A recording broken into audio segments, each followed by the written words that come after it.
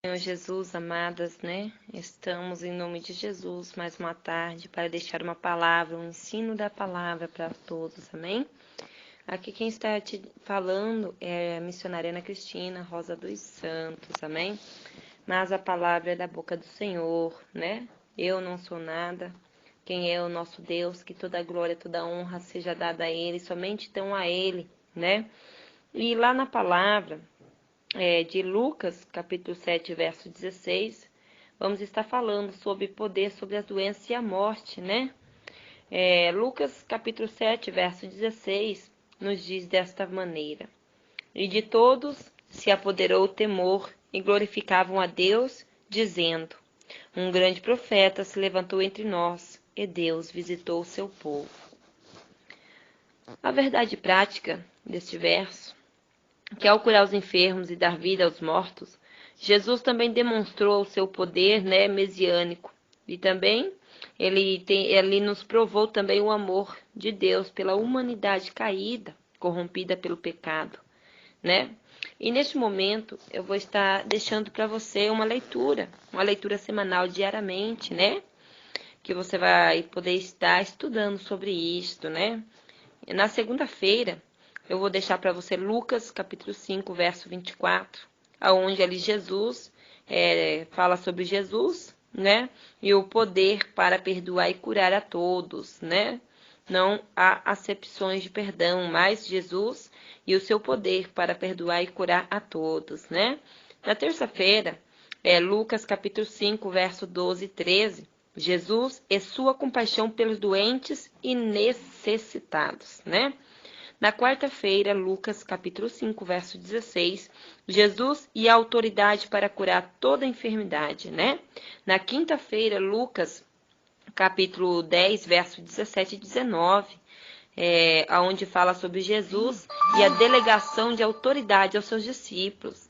Na sexta-feira, Lucas, capítulo 17, verso 20 e 21, Jesus é a manifestação do reino de Deus para todos.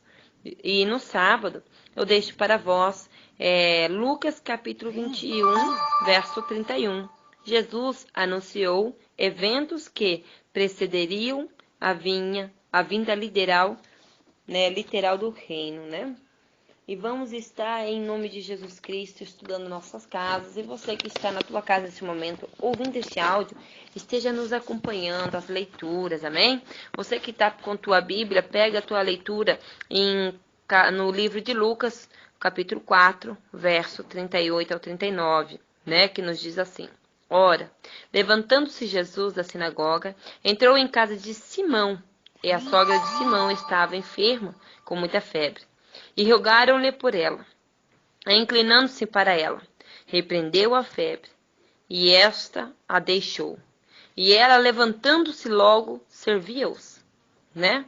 Em Lucas capítulo 7, verso 11 ao 17, diz assim: E aconteceu pouco depois ir a ele a cidade chamada Naim, e com ele iam muitos dos seus discípulos, e uma grande multidão. E quando chegou perto da porta da cidade, eis que levavam um defunto, filho único de sua mãe, que era viúva. E com ele ia uma grande multidão da cidade. E vendo o Senhor, moveu-se de íntima compaixão por ela e disse-lhe: Não chores. E chegando-se, tocou o esquife, e os que levavam pararam e disse: Jovem, eu te digo, levanta-te. E o defunto assentou-se e começou a falar. Entregou a sua mãe. E de todos se apoderou o temor, e glorificavam a Deus, dizendo: Um grande profeta se levantou entre nós, e Deus visitou o seu povo.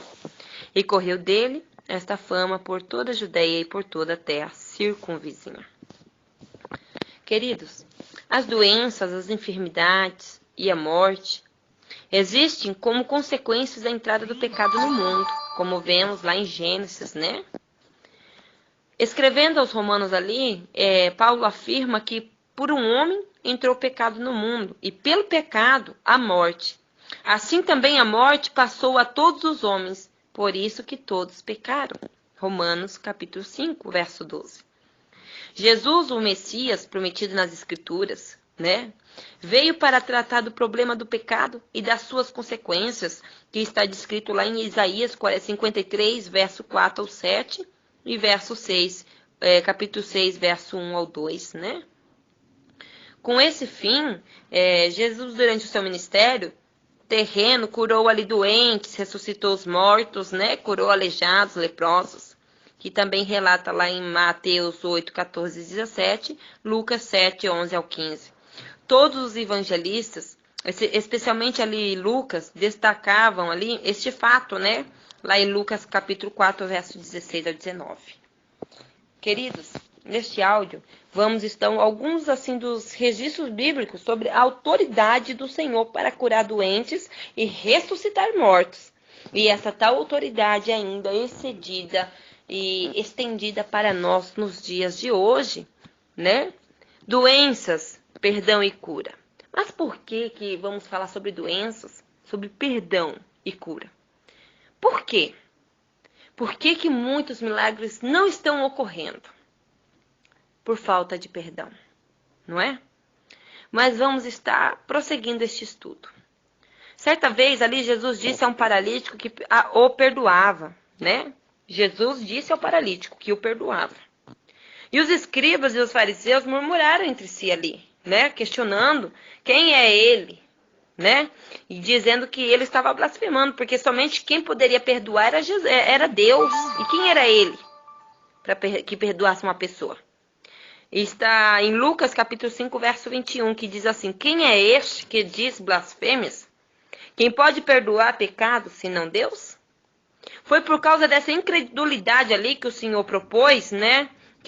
Foi por causa dessa incredulidade ali que o Senhor se propôs a perdoar, né? Qual é mais fácil? Aí ali o Senhor Jesus ele se propôs a responder como se fosse uma parábola, né? Qual é mais fácil?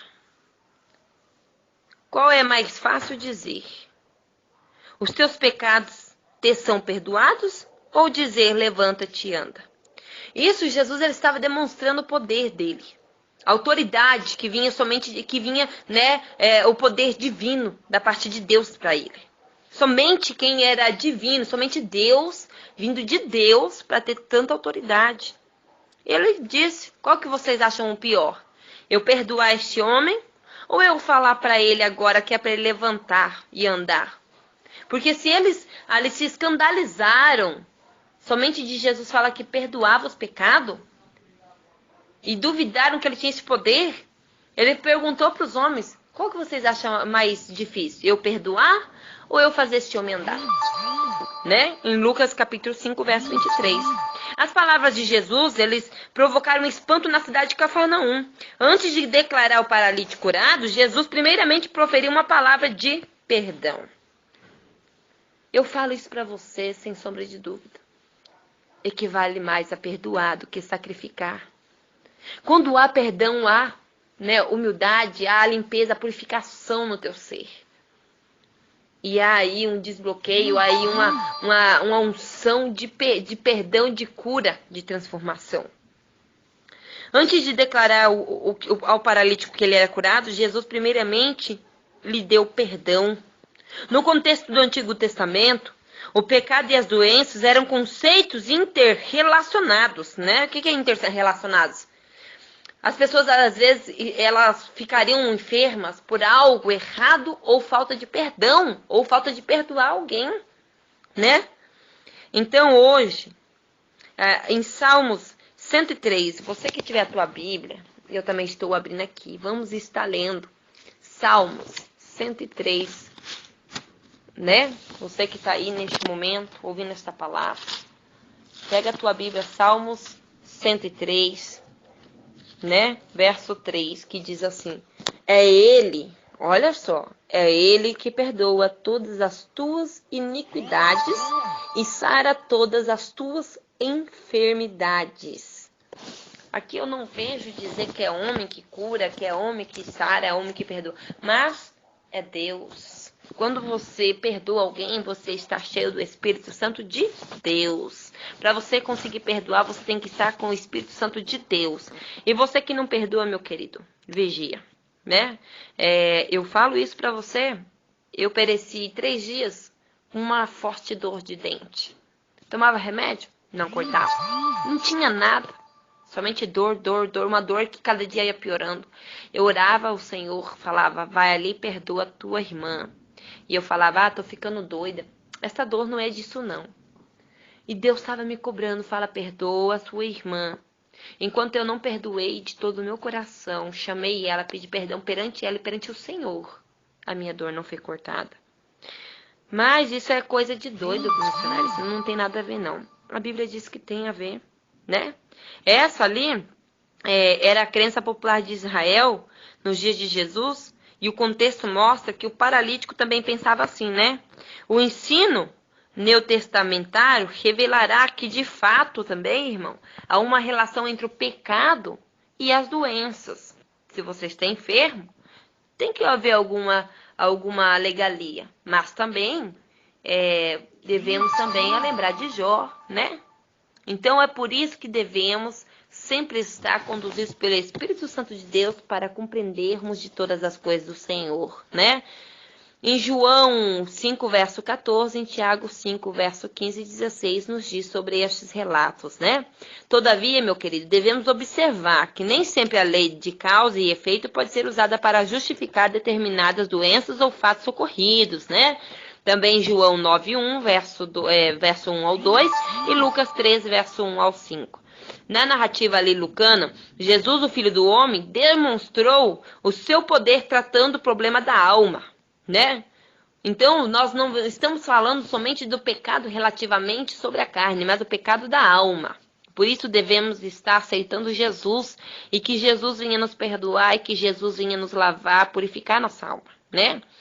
E aqui fala muito mais ainda sobre removendo a culpa e depois cuidou do corpo, removendo a enfermidade. Primeiro o Senhor tem que trabalhar na nossa alma. O Senhor trabalha na nossa alma, trabalha no nosso corpo depois. Então, quando você está em Jesus, Jesus ele já está limpando a tua alma, né? Lucas capítulo 5, verso 24. A ação de Satanás. É muito forte isso, né? É um fato bíblico que toda doença e enfermidade existem como consequência da entrada do pecado no mundo. Gênesis, capítulo 2, verso 17. Por outro lado, a Escritura também mostra que há enfermidades que vêm por conta do julgamento de um pecado pessoal, né? 1 Coríntios, capítulo 5, verso 5 e 1 Coríntios 11, 30, né? Enquanto outras, como demonstra Lucas, estão associadas à ação de Satanás. Lucas 13, verso 10, 11. Embora nem toda doença possa ser atribuída à ação de demônios, todavia, esse era o caso aqui, né? Então, quando confrontou o chefe da sinagoga, Jesus deixou claro essa verdade. Lucas 13, verso 16, né? Jesus ali demonstrou o seu poder sobre a enfermidade e sobre aquele que a causará, que é Satanás. Quem está em Cristo, meu querido, está sob o poder dele, está protegido. Você que não está em Cristo neste momento, meu querido, começa a avaliar, né? Deixa Deus cuidar de ti. Receba os cuidados do nosso Senhor Jesus Cristo.